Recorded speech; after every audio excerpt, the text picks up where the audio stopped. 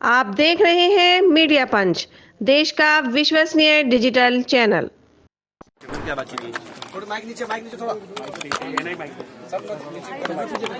आज यहाँ पर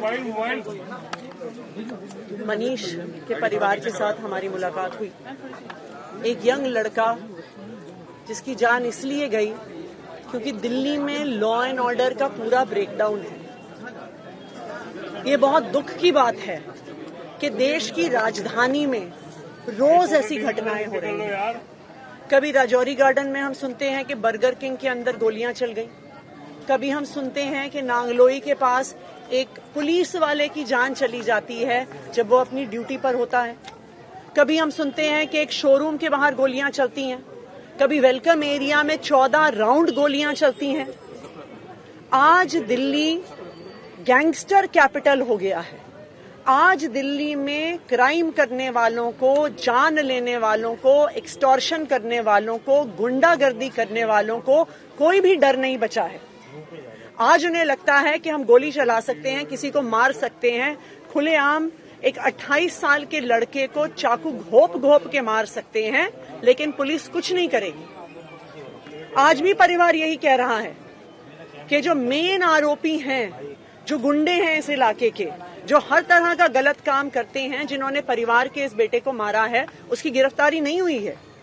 जो 2 लोग गिरफ्तार हुए हैं वो तो खुद सरेंडर किया है उन्होंने, और पुलिस कोई कार्रवाई नहीं कर रही है। ये आज देश की राजधानी का क्या हाल बना दिया गया है। हम तो सुनते थे, फिल्मों में देखते थे कि एक समय में बॉम्बे में अंडरवर्ल्ड का राज था, गैंगस्टर्स का राज था, लेकिन आज दिल्ली का भी यही हाल हो गया है।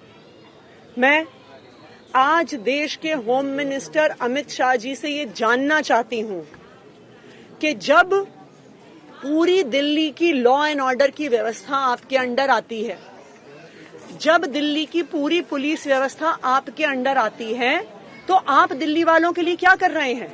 रोज एक्सटॉर्शन, रोज मर्डर, रोज गोलियां चलना। लेकिन देश के गृह मंत्री को चुनाव प्रचार के अलावा कोई काम नहीं है। गृह मंत्री हमारे अमित शाह जी कभी हरियाणा में प्रचार कर रहे हैं, कभी झारखंड में प्रचार कर रहे हैं, कभी महाराष्ट्र में प्रचार कर रहे हैं, और यहां खुलेआम सुंदर नगरी में एक 28 साल के लड़के को छुरा घोप के मार दिया जाता है। दिल्ली में खुलेआम गोलियों के गोलाबारी होती है, 14 राउंड गोलियां चलती हैं। भारतीय जनता पार्टी के पास पूरी दिल्ली में सिर्फ एक काम है, दिल्ली की लॉ एंड ऑर्डर को मेंटेन करना, दिल्ली की पुलिस व्यवस्था को सुचारू रखना, कि दिल्ली के लोग सुरक्षित रहें। तो आज मैं अमित शाह जी से पूछना चाहती हूं कि आप दिल्ली वालों को कैसे सुरक्षित रखेंगे। आज मैं अमित शाह जी से कहना चाहती हूं कि अपने राजनीतिक काम छोड़िए, भारतीय जनता पार्टी का चुनाव प्रचार प्रसार छोड़िए, और जो दिल्ली में लॉ एंड ऑर्डर मेंटेन करना और सुरक्षा व्यवस्था मेंटेन करना आपका काम है, दिल्ली में एक काम है आपके पास, उस काम को सुचारू रूप से करिए। मैम, मनीष की जान महिला की सुरक्षा करते हुए गई है, तो क्या उनको आर्थिक मदद या लीगल एड दिया जाएगा? बिल्कुल, हमने परिवार को वादा किया है कि 10 लाख रुपए का कॉम्पेंसेशन दिल्ली सरकार के द्वारा दिया जाएगा।